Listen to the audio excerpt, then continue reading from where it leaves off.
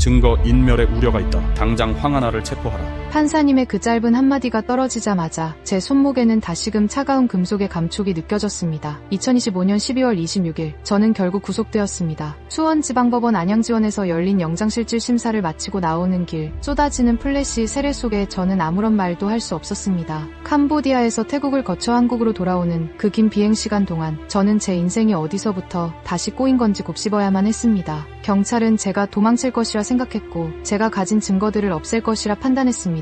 사실 그들의 의심이 완전히 틀린 것은 아니었을지도 모릅니다. 저는 이미 한번 국경을 넘었던 사람이니까요. 그런데 제가 이렇게 비참한 꼴로 다시 포토라인에 서게 된 이런 상황이 벌어진 데에는 아주 충격적인 이유가 있었습니다. 시간을 조금 거슬러 올라가 보겠습니다. 2023년 7월 서울 강남의 어느 은밀한 공간, 저는 그곳에서 지인 2명과 함께였습니다. 경찰은 제가 그날 주사기를 이용해 필로폰을 투약했다고 의심하고 있습니다. 수사망이 좁혀오던 그때 저는 두려움에 사로잡혔습니다. 이미 마약으로 처벌받은 전력이 있는 저에게 또다시 시작될 수사랑 감옥행을 의미하는 것과 다름없었으니까요. 결국 저는 선택해서는 안 될 길을 택했습니다. 바로 도피였습니다. 수사 대상에 오른 상태에서 저는 태국으로 떠났고 그것도 모자라 육로를 통해 캄보디아로 미입국했습니다. 인터폴의 청색 수배가 내려지고 여건이 무효화되는 동안 저는 이름도 신분도 숨긴 채 타국의 그림자 속에 숨어 지내야만 했습니다. 사람들은 저를 남양유업 창업주의 외손녀라고 부릅니다. 하지만 그 화려한 수식어 뒤에는 상습 마약 사범이라는 꼬리표가 더 선명하게 붙어 있습니다.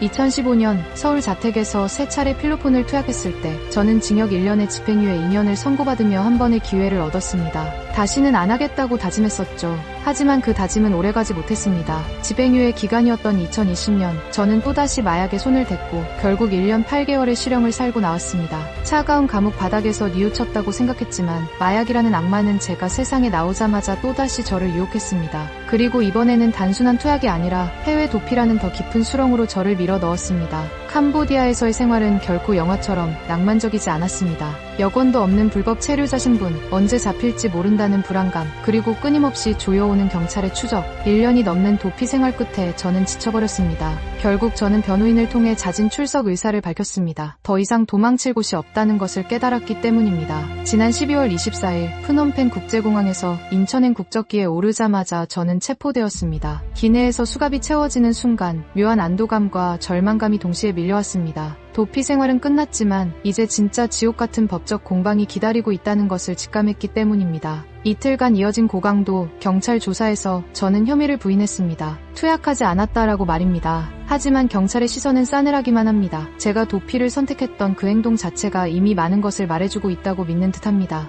이제 경찰은 제가 국내에서 저지른 범죄뿐만 아니라 태국과 캄보디아에서 혹시나 저질렀을지 모를 추가적인 위법 행위까지 샅샅이 파헤칠 예정이라고 합니다. 멈출 수 있었던 기회를 수차례나 걷어차고 국경을 넘어 도망쳤다가 다시 수갑을 차게 된 저의 이야기. 마약의 끝은 화려한 쾌락이 아니라 결국 차가운 철창과 파멸뿐이라는 사실을 저는 제 온몸으로 증명하고 있는지도 모릅니다.